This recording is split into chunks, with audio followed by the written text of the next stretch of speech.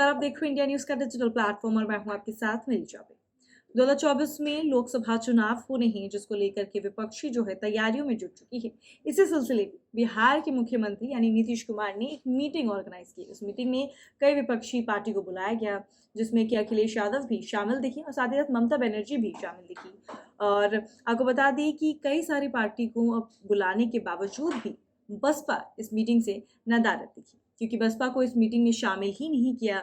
अब ऐसे में खबर सामने आई है कि बसपा जो है वो बीजेपी के साथ गठबंधन करने की राह पर चल पड़ी है। ऐसा और कोई नहीं बल्कि उत्तर प्रदेश की संभल सीट से सपा सांसद डॉक्टर शफीकुर रहमान बर्क का कहना है कि बसपा जो है बीजेपी के साथ गठबंधन बनाने की जो तैयारी में जुटी है, लेकिन बसपा का वहां भी कोई निबह नहीं होने वाला है। जिस तरीके से बसपा ने सपा के साथ गठबंधन किया था, लेकिन इसके सपा के साथ भी गठबंधन करने के बावजूद भी बसपा का कोई निबह नहीं हुआ, तो बिल्कुल उसी तरीके से अगर बसपा ये सोच रही है कि बीजेपी के साथ गठबंधन करने के बाद बसपा का निबह हो जाएगा, तो ऐसा नहीं होने वाला है। शफीकुर रहमान बर्क ने आगे ये भी कहा कि बसपा और सपा को एक साथ हो करके कांग्रेस के साथ गठबंधन कर लेना चाहिए, जिससे ही वो एकजुट होगी और एकजुट होने के बाद ही वो बीजेपी को हरा सकती है। 2024 में जो लोकसभा चुनाव होने हैं, इसमें बीजेपी को हराना काफी महत्वपूर्ण है।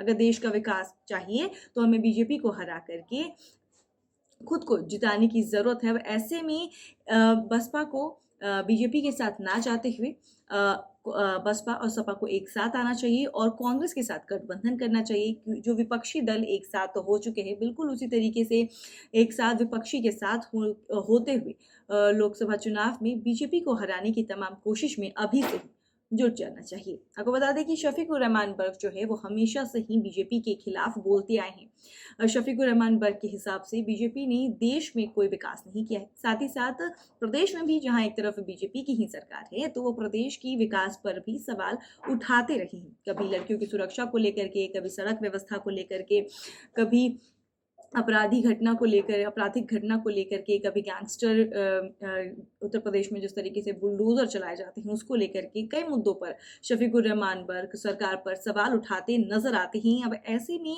शफीकुर रहमान बर्क ने एक तरीके से ही अपील कर दी है बसपा से कि वो बीजेपी के साथ ना जाते हुए सपा और बीजेपी दोनों एकजुट होकर के कांग्रेस और जो विपक्षी दल की मीटिंग हुई थी, विपक्षी जो एकजुट हो रही हैं लोकसभा चुनाव को लेकर के, तो विपक्षी के साथ बसपा को भी मिल जाना चाहिए और 2024 के चुनाव में जीत हासिल करने के लिए इससे कोई भी बेहतर विकल्प बसपा के लिए नहीं है।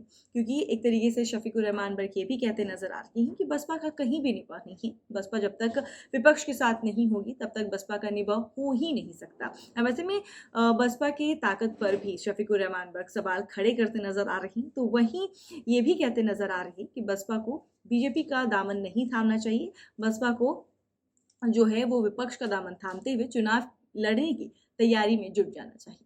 अब ऐसे में देखना ये होगा कि मायावती शफीकुर रहमान बर्क के इस बयान पर क्या जवाब देती है। ऐसे तमाम खबरों से जुड़े रहने के लिए देखते रहिए इंडिया न्यूज़ का डिजिटल प्लेटफॉर्म। धन्यवाद।